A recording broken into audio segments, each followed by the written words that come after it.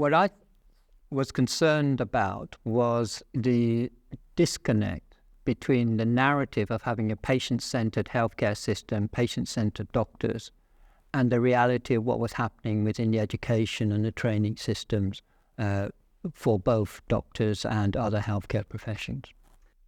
Patients were almost another species that were brought into the institution to actually be shown what they look like and how to interact.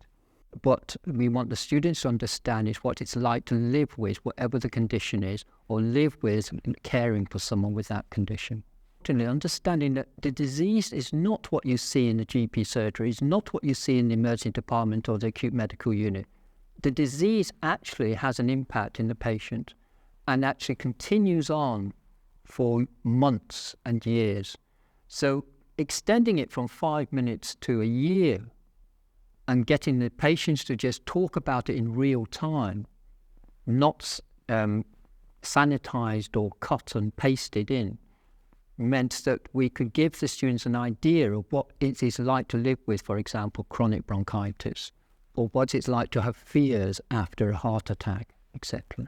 Initially, the students were working, interacting with them and doing different techniques and explaining to the patient something like, could you tell me the difference between emphysema and chronic bronchitis, which they may have got in their respiratory system. What we also did was I also gave the module leads for each of the modules access so that they could see what the students were saying in response to whatever, in this case, respiratory system was. And this gave them instant feedback as to their lecture that group work that they'd done. And they picked up very quickly misunderstandings. After some time, I got more confident. Now I was telling the patient, do whatever you want. If you're in a bad mood, be in a bad mood. If you feel like being talkative, just be talkative. And we saw then that the reaction of the students was greater engagement. I was fearful that it would be less. They actually started to see the patients as part of their experience of being within the education system, and that these were people who had lives, and sometimes they're grumpy, and sometimes they're nice. Sometimes they're smarter than you are.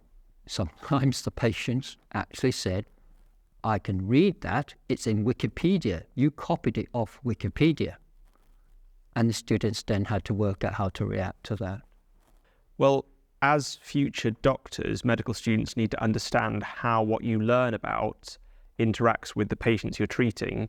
I'm obviously working as a doctor now, and you can prescribe whatever you want for, follow whatever guideline you like, but really it's the person who you're prescribing that to at the end of the day that's going to decide whether or not they engage with the treatment, which will decide whether they get better.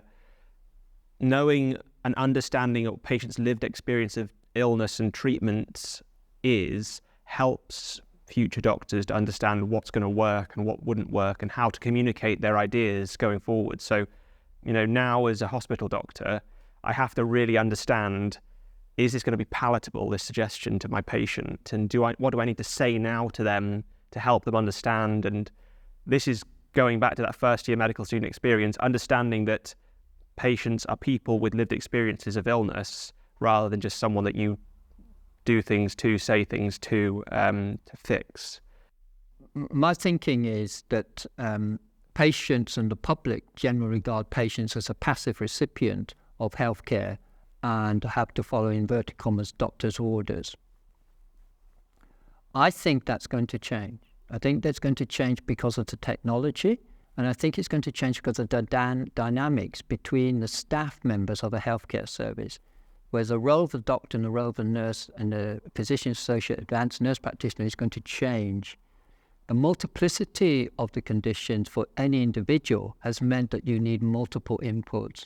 So the idea of a single practitioner can cure X, Y, or Z isn't going to work. It's got to be coordination, collaboration, and data held in records which are accurate and reliable are key.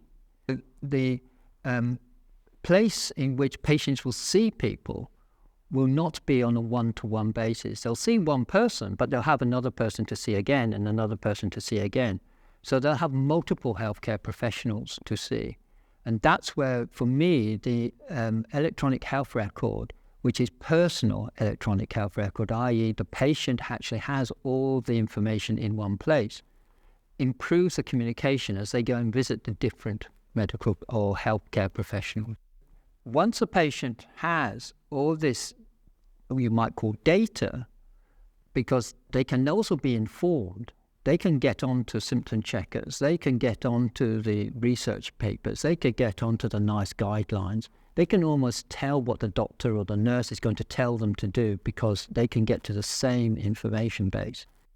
And it was then that I heard Mohammed Al-Ubadali talk about patients know best as a computer system.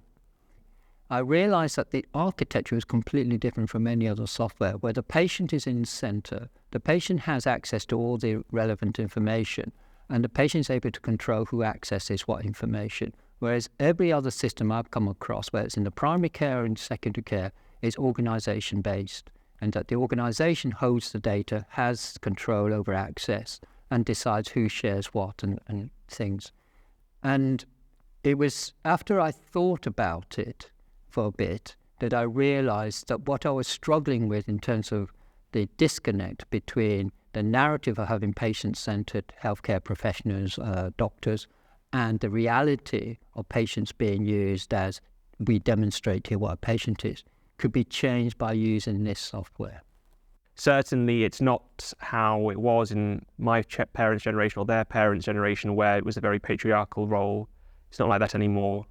And being on, you're equals with different things to bring to the table. The patient has their lived experience, you have your medical experience and knowledge.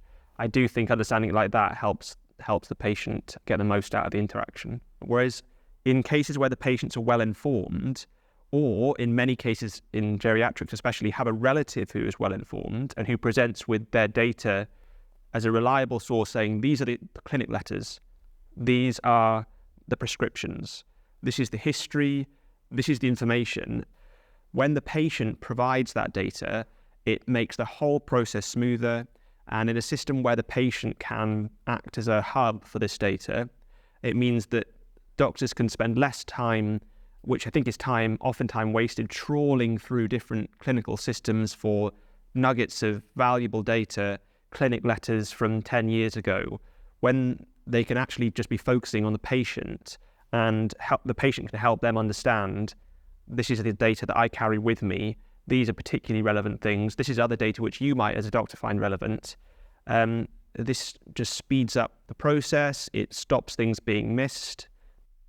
It's got to change because the more informed patient means that they are going to be able to exert their views more heavily on a consultation basis.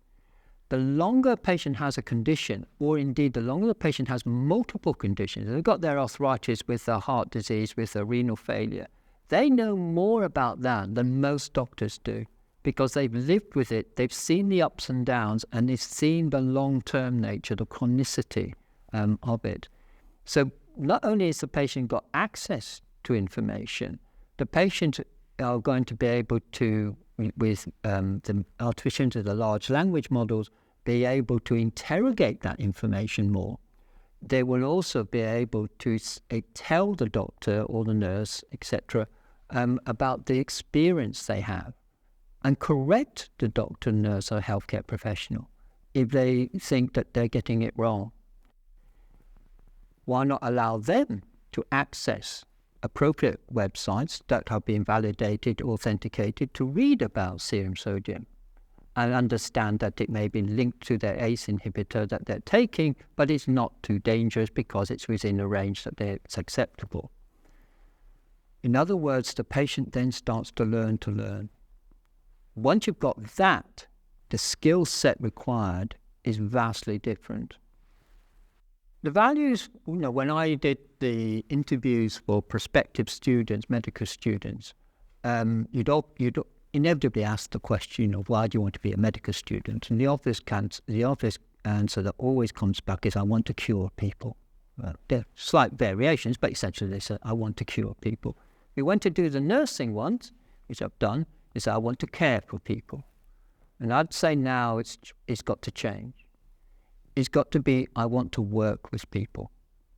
I've got to work with knowledgeable patients who know what they want, who know what their condition is like, who want to adapt their condition to answer.